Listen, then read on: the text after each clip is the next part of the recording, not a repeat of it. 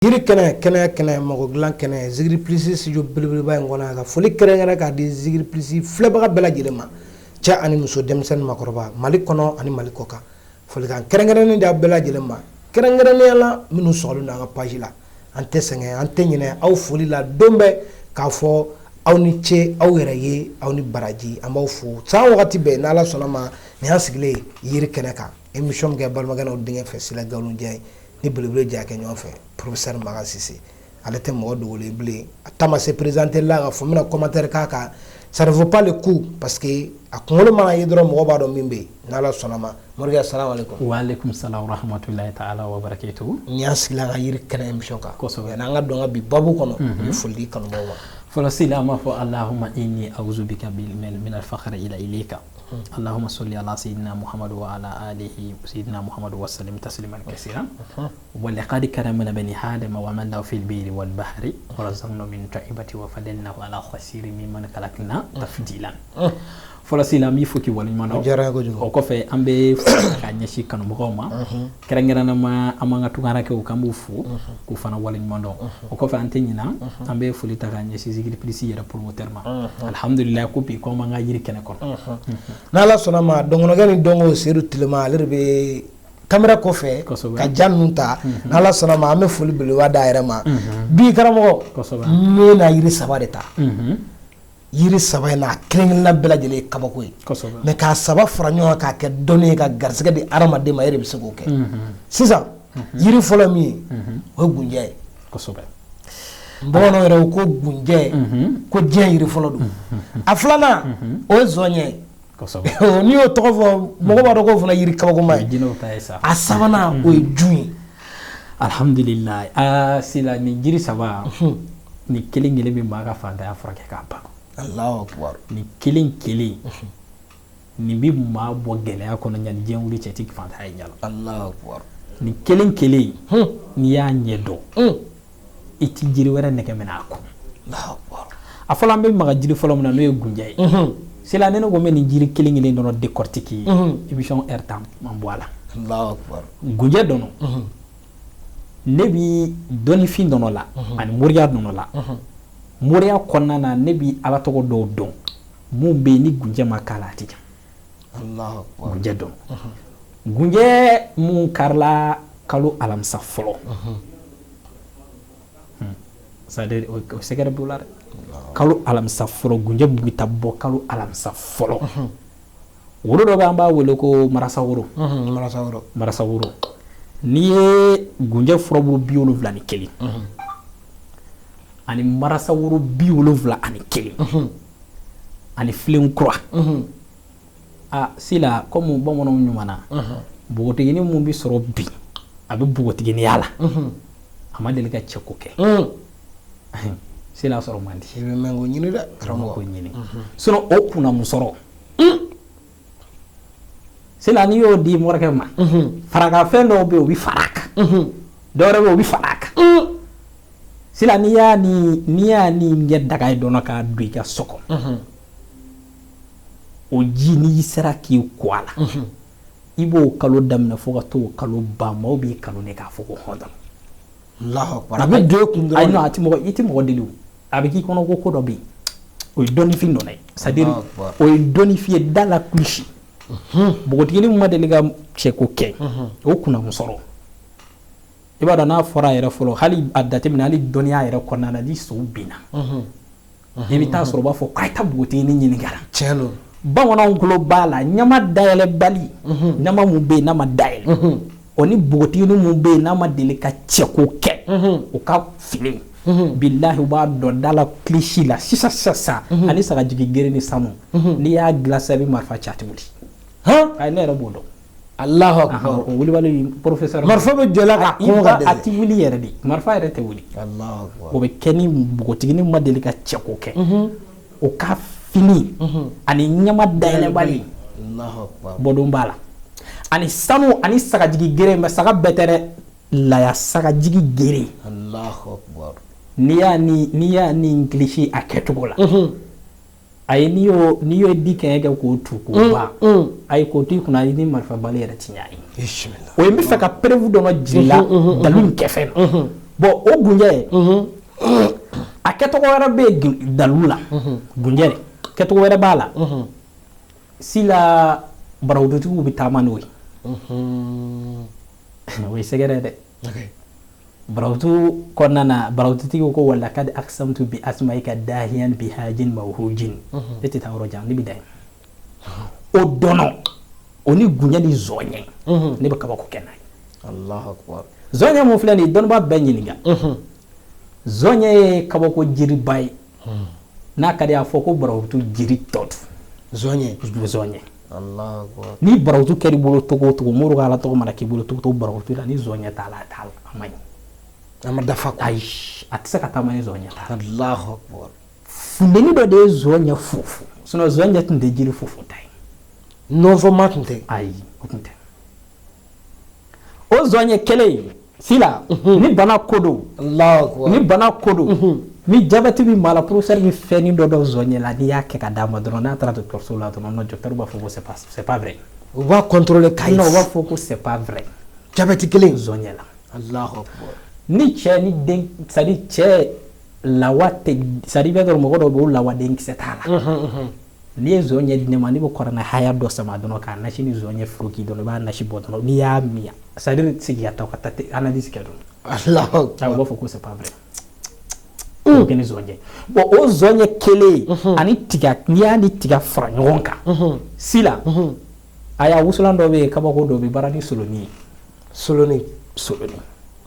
c'est à dire n bɛ fɛ ka yiri ninnu n bɛ ka importance di yiri kelen kelen nafa f'i ye bon n'an sera nju ma n b'a fɔ n ko n bɛ n da ka sunɔgɔ nju na ne yɛrɛ de bɛ n da ka sunɔgɔ nju na ni za wagati ye mori kamalen bolo a kɛra wakiya taabolo taabolo a kɛra wakiya nasira mun ni ala tɔgɔ 99 bɛ taa a kɛra wakiya nasira mun ni ka waati 99 bɛ taama a kɛra wakiya surtout wakiya sira dɔ bɛ o yɛrɛ man ca moridenw bolo wakiya aya kelen ala tɔgɔ kelen a n'a ruhaniya n'a jinɛ tɔgɔ o ma ca moridenw bolo bon n'i y'o ye maa minnu bolo minnu b'a ɲɛdɔn kosɛbɛ i bɛ taa sɔrɔ a jiri fɔlɔ-fɔlɔ ye jun furabulu ye Allahu akbar tomi den bɛ k'o la tomi awɔ tomi kelen wa gunjɛ mun ni n da maga la gunjɛ yɛrɛ bɛ k'a la Allahu akbar n'i y'o ni labɛn k'a ni kami foroki ɲɔgɔn na kami jɛma a ye si la a tigi bɛ wari sɔrɔ fo mɔgɔw b'a ɲininka k'a ye wari k'a taara bin donc jun yɛrɛ a bɛ n'a fɔ jun yɛrɛ de ye nafolo ye jun ye nafolo de Allahu ne bɛ dalalu biyana ka maliki nasara dɔ jun de y'a jigi jun dɔn biyana ka maliki wasidi wa mawlayi wa sikkati warjahi asaluka bi hurmati shahril haram wal baladil haram wal mashril haram wa qabr nabiyika alayhi salam anta balli min al khairi ma la ya'lamu ilmu ila anta wa tasrifu anni min al su'i ma la ya'lamu ilmu ila anta midai o kelen nɔrɔ o ni jun bɛ taa sila n'i y'o ni sɛgɛrɛ dɔ k'a n'a kolonkisɛ dɔn n'i y'a daga don kalo tile fɔlɔ k'i ko a la tile 7 daga datugu wari b'i ɲini de i tɛ taa wari ɲini wari de b'i ye Allahu akbar bon donc professeur yɛrɛ ye labɛn jumɛn kɛ nin jiri saba bɛɛ la k'a jiri saba fara ɲɔgɔn kan ne ye nin jiri saba bɛɛ fara ɲɔgɔn kan k'a kɛ garijɛgɛ daga kelen o n tɛ n da don o détail la mais o garijɛgɛ daga sila ni n bolo donna fɛn o fɛn na a ti ɲɛ n bolo o tigi mago bɛ nin daga la kelen ne yɛrɛ de mori baara ma deli k'a ɲɛ bolo c'est à dire ni ma ala wele kɛ mɔgɔ bolo ko n ye résultat y'a la o mago bɛ nin daga in na ne yɛrɛ de mago bɛ nafolo caman na parce que n'o de fɔ mɔgɔ ɲɛna olu bɛ ala wele nafolo ko la u kana ala wele fitinin na ala wele caman kana ala wele fitinin na dɛ ayi i kun jan ni miliyari 100 ye kana caman b'a fɛ ayi kana se fɛ parce que ni dɔ y'a ka gɛlɛya lajɛ k'a ye k'ale bɛna fɔ ala ma ko miliyari 100 di yan a b'a fɔ ko ka ca hali ni miliyɔn a dɔw b'a fɔ ko est-ce que o yɛrɛ bɛ se ka sɔrɔ hali ni miliyɔn bɛ sɔrɔ a ko b'a ɲɛ ko b'a ɲɛna donc n'i bɛ ala wele dɔrɔn caman f'a ye tiɲɛ sila ni mun filɛ nin ye nin de ye garijɛgɛ daga ye dɔnnifin dɔn a ti ban maa si la i kɛra dolo dolo i kɛra tobi o tobi i kɛra tasumaso den i ye ji ye i ye fiɲɛ ye i ye bɔgɔ i bɛ sɔn bɛɛ la i mana kɛ buruju fɛn o fɛn i kɛra otɔri de ye i ye zohalu ye o ye musitara de ye i ye hamuru de ye i ye shamsu de ye nin bɛ sɔn bɛɛ la ni daga in sila professeur yɛrɛ bɛ nin ko waati bɛɛ awɔ a y'ali hali kɔsa na n y'a ɲini baladu wɔɔrɔ fɛ n ko n'u bɛ na u kana dɔn yan ok sila an ye nin daga do k'a ban mais ni ala sɔnna émission ye kɔnɔna ja émission de parce que fɛn o fɛn n'i y'a dɔn dɔ dɛmɛ a la siga t'a la donc ni daga in an ye dɔɔni labɛn a la ni ala sɔnna ni ala sɔnna mais karamɔgɔ y'a fɔ ka perepe latigɛ dɛ daga in ye garisɛgɛ daga de nafolo baara daga tɛ non nafolo baara daga tɛ voilà bɛɛ lajɛlen k'o faamu bon nin yɔrɔ in fana nafolo ni garijɛgɛ fɛn fila don c'est à dire nafolo bɛ garijɛgɛ kɔnɔ mais o tɛ kelen nafolo o bɛ garijɛgɛ kɔnɔ mais garijɛgɛ baara ni nafolo o tɛ fan kelen n'a fɔra garijɛgɛ dɔrɔn o kɔrɔ ko riziku n'a y'i ja ta ni hami o hami ni donko hami b'i la daga in ta i k'i ko ni nafolo ko hami b'i la a ta i k'i ko ne yɛrɛ bɛ poste dɔ de nɔfɛ n bɛ fɛ ka baara dɔ de ɲini n bɛ fɛ n ka poste ka yɛlɛma daga in ta dɔrɔn i k'i ko ni hami n bɛ sɛnɛ de kɛ n bɛ fɛ n ka foro ka ɲɛ bagan mara de kɛ baganw ka caya a ta i k'i ko n'a ye walima c'est à dire haju gɛlɛn mun b'i kan dɔrɔn a ta i k'i miiri n'o ye dɔrɔn i k'i ko n'i ka daga ye o kan d'accord nka ni daga in fɛn caman b'a kɔnɔ dɛ si la fɛn caman b'a la fɛn caman b'a kɔnɔ i n'a fɔ mun woro saba bɛ yen dagabana woro marasa woro yɛlɛ woro nin bɛɛ bɛ daga in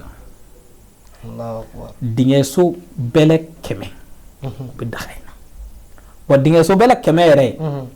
o dɔnɔ n kana taa yɔrɔ jan dɛ o dɔnɔ ni dingɛso kelen bɛlɛ kelen dingɛso hali n'a kɛra bɛlɛ hali n'a bɛɛ sɔrɔ dingɛso kelen kan bɛlɛ 100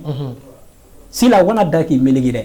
hali n'i ye maa siri k'a ban pewu sɛgɛrɛ dɔ b'o la n'i y'a ni kɔrɔnɛ haya dɔ sɛbɛn k'a bɛlɛ bila tasuma la n'a gonna i b'a bila ji la o ji dɔnɔ o nasi ji n'a y'a ko sisan hali n'u y'a melege o melegeli bɛ ban sa Allahu akbar o ye siritigɛ la o yɛrɛ t'a damata sikɛrɛ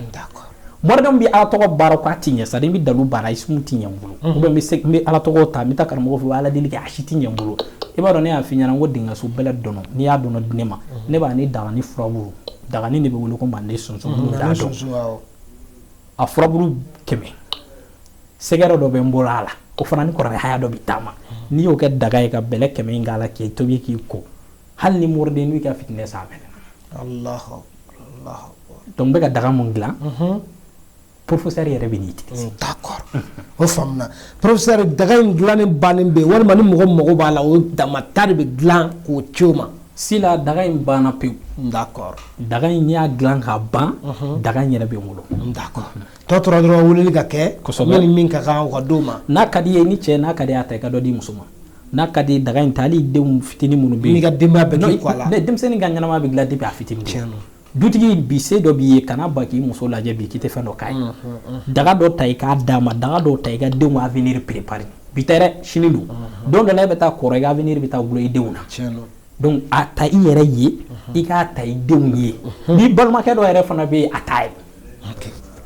n ye professeur ka émission lamɛn a kumana daga dɔ kan n ye daga in ta n balimakɛ dɔ fana bɛ degun dɔ kɔnɔ a t'a ye walima n balimakɛ n'i y'a ta i yɛrɛ ni balimamuso dɔ bɛ yen n'a bɛ degun dɔ kɔnɔ furu hami de b'a la daga in ta ka d'a ma k'a ka ko n'a hami a banna ni ala sɔnna mali kɔnɔ ani mali kɔ kan i n'a fɔ a yɛrɛ bɛɛ bɔra ka mɛn cogo min na professeur Makan Sise Da ye garisɛgɛ daga yiri saba kabako yiri saba faralen ɲɔgɔn kan n'a kɛfɛnw k'a dilan ka ban ka bila u tɔgɔ la n'ala sɔnna n'i bɛ fɛ ka dɔ sɔrɔ a la numéro filɛ nin jaw ɲɛfɛ minnu bɛ mali kɔ kan a bɛ négatif kɛ 00223 77 18 13 94 n y'o kɔngɔ i ni professeur Makan Sise bɛ ɲɔgɔn sɔrɔ n'ala sɔnna ma i kan k'i ta sɔrɔ cogo min na i kɛra diɲɛ yɔrɔ o yɔrɔ professeur yɛrɛ bɛ n'o f'i ye nin bɛ dan sigi an ka bi yiri kɛnɛ émission na i bɛ dugawu k'a ye an b'a fɔ allahumma inni as'aluka bihaqi abdukal karim an tarzuqni bil karamati dahimati wa ni'mati wasiyati wal hijabi li muhammadati ya allah wa atini udan wa rahmatan aziman sayyidi subhana rabbika rabbul izzati amma yasifun wa salatu wa salamun ala al mursalin walhamdulillahi rabbil alamin